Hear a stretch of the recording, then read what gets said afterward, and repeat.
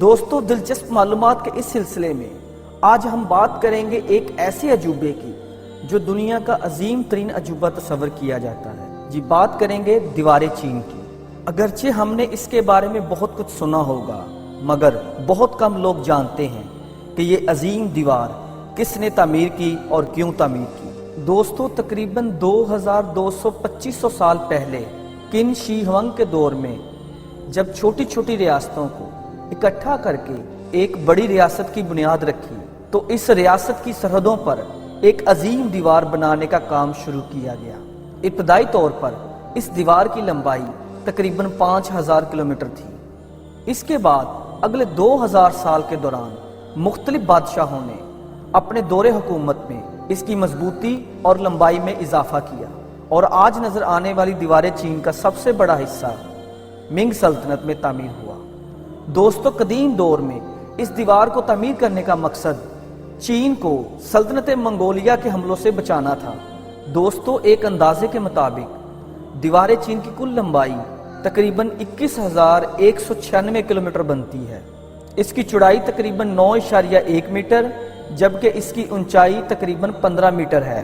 دیوار کی مضبوطی کے لیے ہر 100 میٹر کے فاصلے پر برج تعمیر کیے گئے اور دیوار کے دونوں طرف پتھر اور اینٹیں لگائی گئی اور ان کے بیچ مٹی بھری گئی۔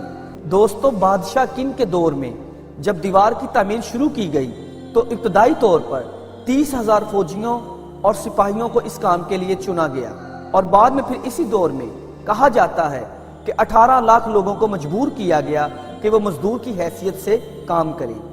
سخت مشقت، تعمیر اور صحت کی ناکافی سہولتوں کے باعث اس منصوبے کے دوران ہزاروں لاکھوں مزدور ہلاک ہوئے اور ان میں سے تو کچھ کو دیوار میں ہی چن دیا گیا۔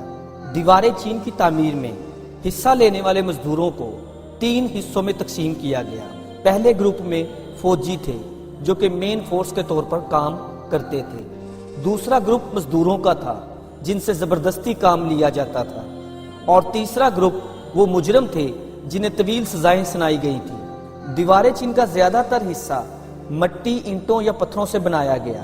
ابتدا میں تو مٹی اور چٹانوں کو زیادہ استعمال کیا گیا جبکہ منگ دور میں اینٹوں کا استعمال شروع ہوا اور دیوار کی تعمیر کے دوران جب دیوار کسی دریا سے گزرتی تو اس کی باڈی کے نیچے ایک واٹر گیٹ بنا دیا جاتا تاکہ ندی کی روانی متاثر نہ ہو۔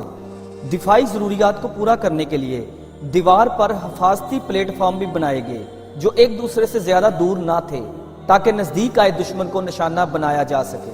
دیوار چین کے 5 صوبوں میں سے گزرتی ہے۔ کبھی یہ بل کھاتی ہوئی ریگستانوں، سبزہ زاروں اور پہاڑوں سے گزرتی ہے اور کبھی کسی سڑک کی طرح اس کا رخ سیدھا ہوتا ہے۔ دوستو دیوار چین کے بارے میں کئی افسانوی باتیں بھی مشہور ہیں اور کہا جاتا ہے یہ چاند سے دکھائی دیتی ہے مگر ماہرین اس سے اختلاف کرتے ہیں کہ ایسا ممکن نہیں۔ اگرچہ دیوار چین کے کچھ حصے تباہ ہو چکے ہیں یا مکمل طور پر غائب ہیں اور تقریباً اب 2500 کلومیٹر اپنی اصلی حالت میں موجود ہے، تاہم یہ ابھی بھی سحر انگیز ہے۔ 1987 میں یونیسکو نے اسے عالمی ورثہ قرار دے کر اپنی فہرست میں شامل کر لیا اور اس کی مرمت اور توسیع پر توجہ دی اور آج انسانی ہاتھوں سے بنے اس عالمی شاہکار کو دیکھنے کے لیے ہر سال دنیا بھر سے لاکھوں لوگ چائنا کا رخ کرتے ہیں اور یہ دیوار چین کی تاریخ، ثقافت اور ترقی کی عینی شاہد ہے۔ آخر میں دوستو امید کرتے ہیں آپ کو یہ ویڈیو اچھی لگی ہوگی۔ اگر اچھی لگی ہو تو اسے لائک کریں، چینل کو سبسکرائب کریں اور بیل آئیکن کے بٹن کو پریس کریں تاکہ اس طرح کی آنے والی ہر ویڈیو آپ کو مل سکے۔ Thanks for watching.